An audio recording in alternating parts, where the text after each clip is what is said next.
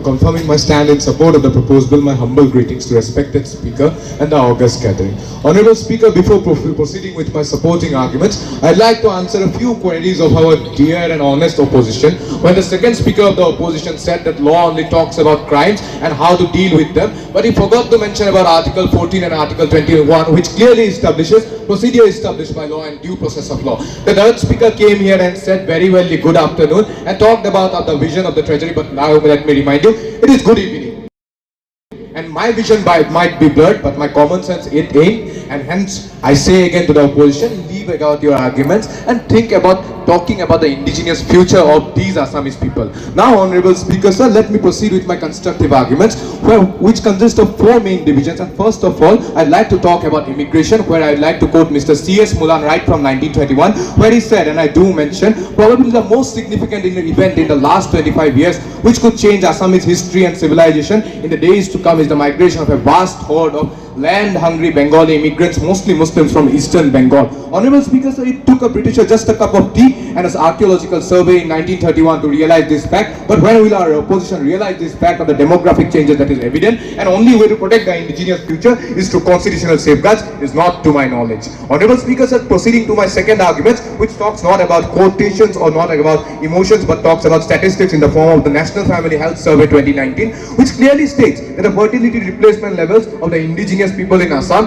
is just 1.9, whereas that of the non-indigenous people is far above the national rates, standing at 2.4. Honourable Speaker, so these statistics clearly evidence the fact that their demographic indication is likely and that the change is likely, and to protect these indigenous people who scientifically have a lower replacement levels than the others, the only way is constitutional safeguards that must be promised to them.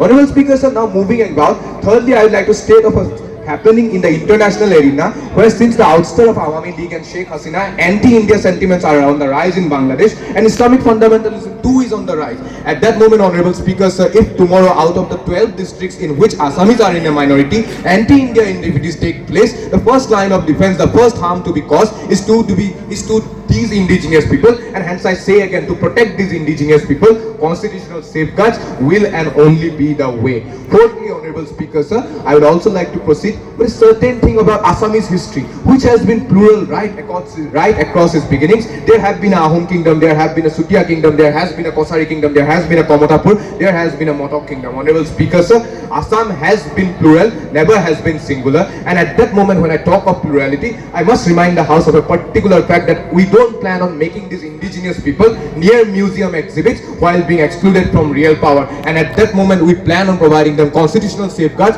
in the form of Justice Biplab Sharma Committee's recommendation of giving us a MLC or bicameralism in Assam. Honourable Speaker, sir, allowing these people a political representation not only improves their ideas and rights, but also helps them move forward in claiming their rights in their own land. And finally, Honourable Speaker, sir, I say to the opposition that if you feel that this bill is uncomfortable for your sake, it is because you have enjoyed this comfort for too long, but only at the cost of the Assamese indigenous. Thanking you, Speaker, sir. Thanking you, respected House. To protect your rights, and definitely the feelings that the Treasury Bench members are holding today is highly appreciated. But with due respect to Speaker, sir, I want to take a permission to give a few instances and show the ground reality. Respected Speaker, sir, the Constitution of India has a preamble, and the preamble holds two main words: socialism and secularism. India is so much secular that all its party politics begins with religion, and so much socialist in nature that the Indian market, 70% of it is owned by the private companies. It shows the contradictory nature of what is written on Constitution with the ground reality. Respected Speaker, sir, when we talk about the constitutional provisions, then Assam comes under the 6th schedule. In the 6th schedule, by gaining the autonomous council status, irrespective of that, when the Karbi Anglong districts and the Dima Hasao districts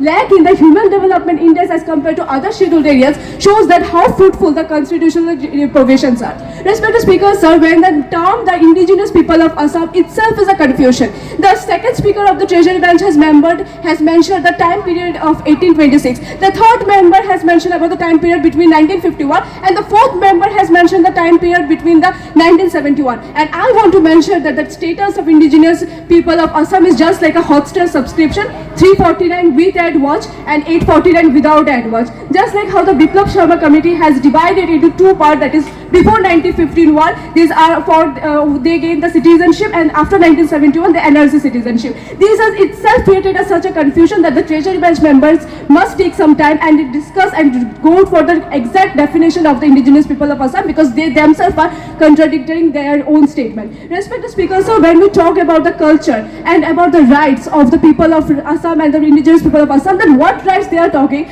the bill is not even mentioned. That is it political rights, economic rights, constitutional rights, or the social economical rights, or the geographical rights. It hasn't been mentioned. Respected Speaker, so when we talk about the survey and census has mentioned that in Assam the youth are been constantly migrating to the urban areas. Why is it happening? Because Assam is lacking in the education and healthcare facilities. Now hospitals can't be built by the constitution, and education colleges and universities can't be built by the constitution. For this there are different ideas should be needed. Respected Speaker, so when we talk about the culture, then I would like to remind a song of Dr. Bhupen Hazarika, Ami Okhomia Noho Dukhia, which shows the culture and the richness of the Assam's culture. But according to the Pew research, it has been shown that 37% of the Assamese youth are not even aware of their own culture.